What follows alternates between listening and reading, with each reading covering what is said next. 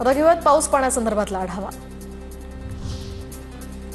राज्यात पुढील 2 दिवसांनंतर मोसमी पाऊस सक्रिय होण्याची शक्यता। नैऋत्य मोसमी वारे मागच्या 12 दिवसांपासून एकाच जागेवर विदर्भ आणि मराठवाड्यामध्ये मुसळधार पावसाचा अंदाज।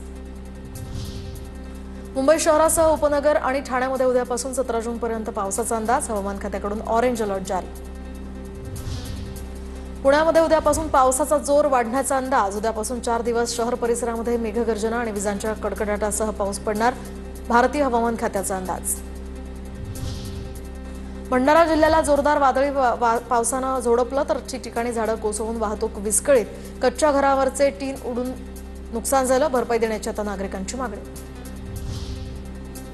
सोलापुरातल्या बार्शीमध्ये वादळी वाऱ्यासह मुसळधार पावसाची हजेरी, तर एका शेतकऱ्याच्या 2.5 एकर केळीच्या बागेचं मोठं नुकसान, शेतकरी हवालदिल।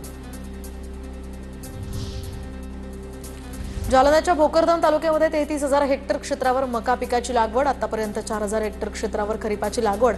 पावसामुळे शेतकऱ्यांच्या मशागतींना ब्रेक, कृषी विभागाची माहिती।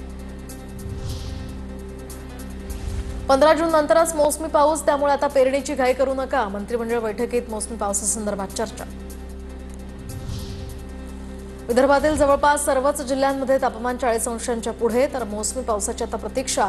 वातावरणात प्रचंड उकाडा, त्यामुळे नागरिकही त्रस्त।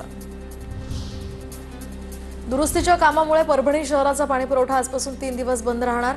मनपा आयुक्त धैर्यशील जाधव यांनी दिली माहिती। काटकसरीनं त्यामुळे पाणी वापराचे महापालिकेचे आवाहन।